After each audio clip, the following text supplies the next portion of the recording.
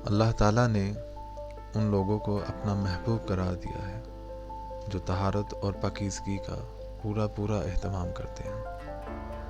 نبی صلی اللہ علیہ وسلم کا ارشاد ہے، طہارت اور پاکیزگی آدھا ایمان ہے، یعنی آدھا ایمان تو یہ ہے کہ آدمی روح کو پاک و صاف رکھے، اور آدھا ایمان یہ ہے کہ آدمی جسم کی صفائی اور پاکی کا خیال رکھے۔ روح کی طہارت و نظافت یہ ہے کہ اسے کفر و شرک سے پاک کر کے نیک عقائد اور پاکیزہ اخلاق سے آراستہ کیا جائے، اور جسم کی طہارت و نظافت یہ ہے کہ اسے ظاہری ناپاکیوں سے پاک و صاف رکھ کر نظافت اور سلیقے سے آراستہ کیا جائے۔ وضو کافی اہتمام کے ساتھ کیجیے، اور اگر ہر وقت ممکن نہ ہو تو اکثر باوضو رہنے کی کوشش کیجیے۔ جہاں پانی میسر نہ ہو تیمم کر لیا کیجیے، بسم اللہ الرحمن الرحیم کر کے وضو شروع کیجیے، اور وضو کے دوران میں یہ دعا پڑھیے، اشہد ان لا الہ الا اللہ وحدہ لا شریک لہ واشہد ان محمدا عبدہ ورسولہ اللہم اجعلنی من التوابین واجعلنی من المتطہرین۔ میں گواہی دیتا ہوں کہ اللہ تعالیٰ کے سوا کوئی معبود نہیں، وہ یکتا ہے اور اس کا کوئی شریک نہیں، اور میں گواہی دیتا ہوں کہ محمد اللہ کے بندے اور رسول ہیں۔ خدایا مجھے ان لوگوں میں شامل فرما جو بہت زیادہ توبہ کرنے والے اور بہت زیادہ پاک و صاف رہنے والے ہیں۔ نبی صلی اللہ علیہ وسلم کا ارشاد ہے، قیامت کے روز میری امت کی نشانی یہ ہوگی کہ ان کی پیشانیاں اور وضو کے ازائے نور سے جگمگا رہے ہوں گے۔ پابندی کے ساتھ مسواک کیجیے۔ نبی صلی اللہ علیہ وسلم کا ارشاد ہے کہ اگر مجھے امت کی تکلیف کا خیال نہ ہوتا تو میں ہر وضو میں انہیں مسواک کا حکم دیتا۔ ایک مرتبہ آپ صلی اللہ علیہ وسلم کے پاس کچھ لوگ آئے جن کے دانت پیلے ہو رہے تھے۔ آپ نے دیکھ کر تاکید فرمائی کہ مسواک کیا کرو، ہفتہ میں ایک بار تو ضرور ہی غسل کیجیے، جمعے کے دن غسل کا اہتمام کیجیے، اور صاف ستھرے کپڑے پہن کر جمعے کی نماز میں شرکت کیجیے۔ نبی صلی اللہ علیہ وسلم نے فرمایا، امانت کی ادائیگی آدمی کو جنت میں لے جاتی ہے۔ صحابہ نے پوچھا، یا رسول اللہ، امانت سے کیا مراد ہے؟ فرمایا، ناپاکی سے پاک ہونے کے لیے غسل کرنا، اور اس سے بڑھ کر خدا نے کوئی امانت مقرر نہیں کی ہے۔ بس جب آدمی کو نہانے کی حاجت ہو جائے تو غسل کرے، ناپاکی کی حالت میں نہ مسجد میں جائے اور نہ مسجد میں سے گزریے، اور اگر کوئی صورت ممکن ہی نہ ہو تو پھر تیمم کر کے مسجد میں جائیں یا گزریں۔ بالوں میں تیل ڈالنے اور کنگھی کرنے کا بھی اہتمام کیجیے۔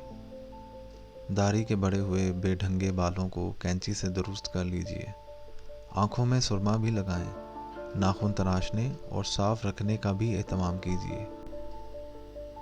سادگی اور اعتدال کے ساتھ مناسب زیب و زینت کا اہتمام کیجیے۔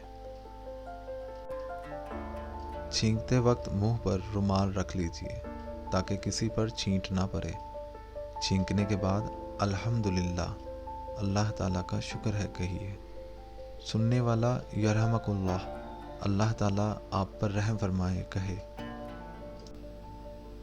اور اس کے جواب میں یہدیک اللہ، خدا آپ کو ہدایت بخشے کہے۔ خوشبو کا کثرت سے استعمال کیجیے۔ نبی صلی اللہ علیہ وسلم خوشبو کو بہت پسند فرماتے تھے۔ آپ سو کر اٹھنے کے بعد جب ضروریات سے فارغ ہوتے تو ضرور خوشبو لگاتے۔ سو کر اٹھنے کے بعد ہاتھ دھوئے بغیر کھانے کو ہاتھ نہ لگائیں۔ رفع حاجت کے لیے نہ قبلہ رخ بیٹھے اور نہ قبلے کی طرف پیٹھ کیجیے۔ فراغت کے بعد پانی سے استنجا کیجیے۔ استنجے کے بعد صابن یا مٹی سے اچھی طرح ہاتھ دھو لیجیے۔ جب رفع حاجت کی ضرورت ہو تو کھانا کھانے نہ بیٹھیں۔ فراغت کے بعد کھانا کھائیے۔ کھانا کھانے اور پینے کے لیے دایاں ہاتھ استعمال کیجیے۔ وضو میں بھی دائیں ہاتھ سے کام لیجیے۔ اور استنجا کرنے اور ناک صاف کرنے کے لیے بایاں ہاتھ استعمال کیجیے۔ ندی نہر کے کنارے، عام راستوں پر اور سایہ دار مقامات پر رفع حاجت کے لیے نہ بیٹھیں۔ اس سے دوسرے لوگوں کو تکلیف بھی ہوتی ہے اور ادب و تہذیب کے بھی خلاف ہے۔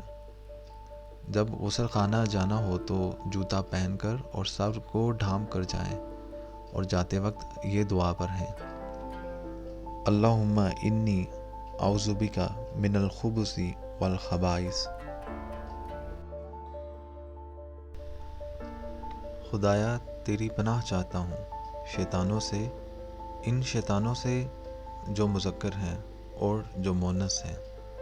اور جب غسل خانے سے باہر آئیں تو یہ دعا پڑھیے: الحمدللہ الذی اذھب عنی الاذی وعافانی۔ اللہ تعالیٰ کا شکر ہے جس نے مجھ سے تکلیف دور فرمائی اور مجھے عافیت بخشی۔ ناک صاف کرنے یا بلغم تھوکنے کے لیے احتیاط کے ساتھ گالدان استعمال کیجیے، یا لوگوں کی نگاہ سے بچ کر اپنی ضرورت پوری کیجیے۔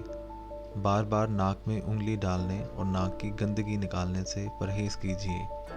اگر ناک صاف کرنے کی ضرورت ہو تو لوگوں کی نگاہ سے بچ کر اچھی طرح اطمینان سے صاف کر لیجیے۔ رومال میں تھوک کر ملنے سے سختی کے ساتھ پرہیز کیجیے، یہ بڑی بری عادت ہے۔ منہ میں پانی بھر کر اس طرح بات نہ کیجیے کہ مخاطب پر چھینٹے اڑیں اور اسے تکلیف ہو۔